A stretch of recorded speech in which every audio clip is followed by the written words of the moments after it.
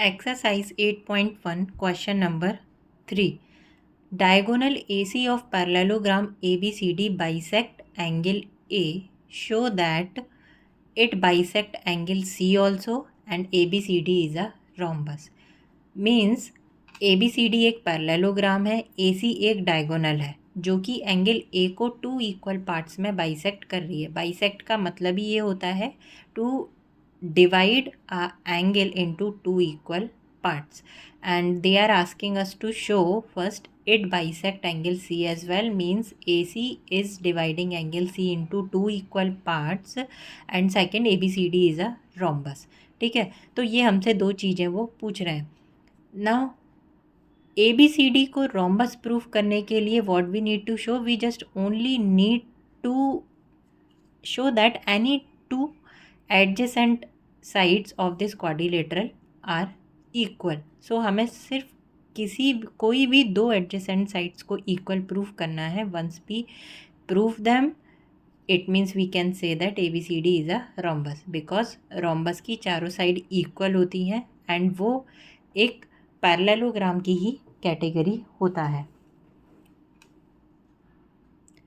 And first वाला हम कैसे शो करेंगे कि AC एंगल C को बाइसेक्ट करती है, वो हम अपने सॉल्यूशन में देखते हैं. सबसे पहले we will write whatever is giving in the question that AC bisect angle A. Second we will write what they are asking, means first and second they are asking us to show. Now first ये वाले दोनों triangles हम ले लेंगे.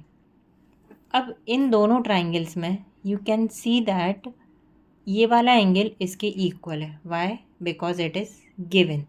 Now this angle C in the diagram, ये वाला angle इसके equal हो जाएगा एंड दिस एंगल दिस इसके इक्वल हो जाएगा. यही मैंने यहाँ राइट किया है. The reason is alternate angle.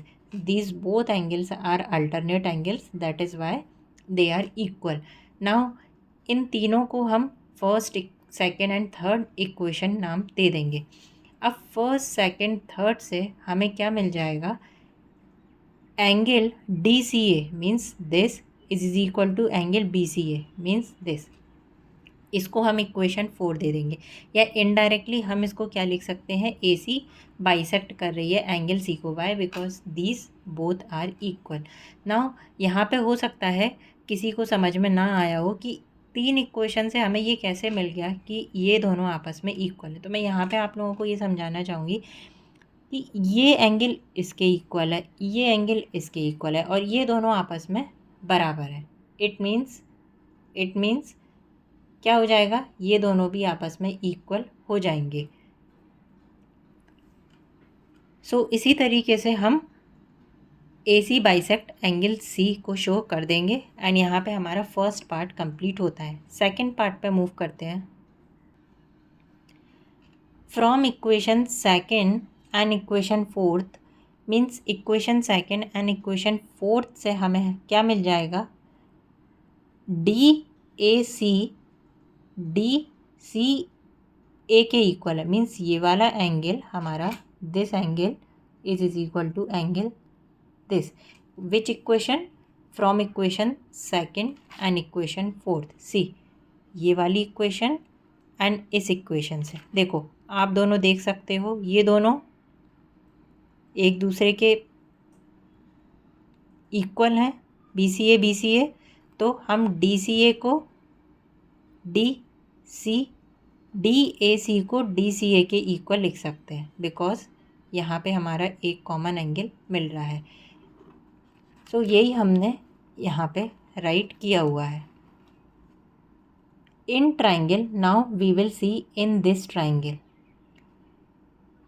DC means this side AD के इक्वल हो जाएगी. द रीज़न इज ये दोनों एंगल्स इक्वल हैं and we have read this property in our previous chapter 7 that side opposite to equal angle are equal. तो यहाँ पे हम रीज़न मेंशन कर देंगे. जैसे ही ये वाले साइड इसके इक्वल होगी, we can say that ABCD is a parallelogram. Why? Because a parallelogram whose adjacent side are equal is a rhombus. ये रोम्बस की प्रॉपर्टी होती है. रोम्बस एक तरीके का पैरेललोग्राम ही होता है, बट अगर हमें प्रॉपर्टीज़ मिल जाती है, property means adjacent side equal है एंड पैरेललोग्राम की अपोजिट साइड तो इक्वल होती ही है, तो मीन्स चारों साइड आपस में इक्वल हो गई। सो अब हम उसको पैरेललोग्राम ना बोल के क्या बोलेंगे, we will call it as a rhombus. Friends, सभी तरीके के पैरेललोग्राम क्वाड्रिलेटरल्स के बारे में मैंने एक सेपरेट वीडियो बनाया है। अगर आपको इन सभी की प्रॉपर्टीज़ देखनी है, सभी का आपस में कनेक्शन देखना है, आप वो वाले वीडियो पे जाके चेक कर सकते हो, उसको आप जाके देखो। इनफैक्ट मैं आपसे बोलूँगी, because otherwise you couldn't be able to solve the question of this exercise. Because before solving the question I think friends it is very important to know the properties of each and every quadrilateral. Because अगर आपको properties पता होंगी तभी आप इन questions को solve कर पाओगे, otherwise आप कंफ्यूज हो जाओगे एंड आपको ये क्वेश्चंस डिफ़िकल्ट लगेंगे। तो इसलिए मैं आपसे अभी भी बोल रही हूँ कि आप इंट्रोडक्शन वीडियो देखो फर्स्ट, सेकंड आप क्वाड्रिलेटरल वाला जो मैंने एक सेपरेट वीडियो बनाया है, इन दोनों वीडियोस को आप एक दो बार अच्छे से देखो, then move to the questions.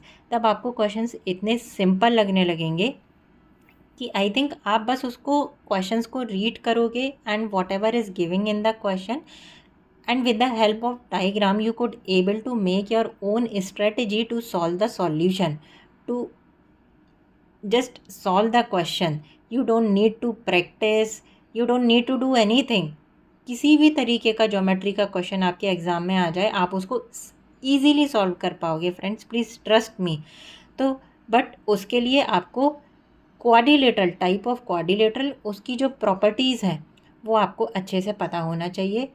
एकदम से आपको याद नहीं होंगी, बट एक दो बार अगर आप उसको देखोगे, आप उसको पढ़ोगे, आपको अच्छे से समझ में आ जाएंगी एंड आप फिर इन क्वेश्चंस को इजीली सॉल्व कर सकते हो। सी, यहाँ पे मैंने रोम्बस के आपको ये पूरी प्रॉपर्टीज़ इसमें आप देख पा रहे हो।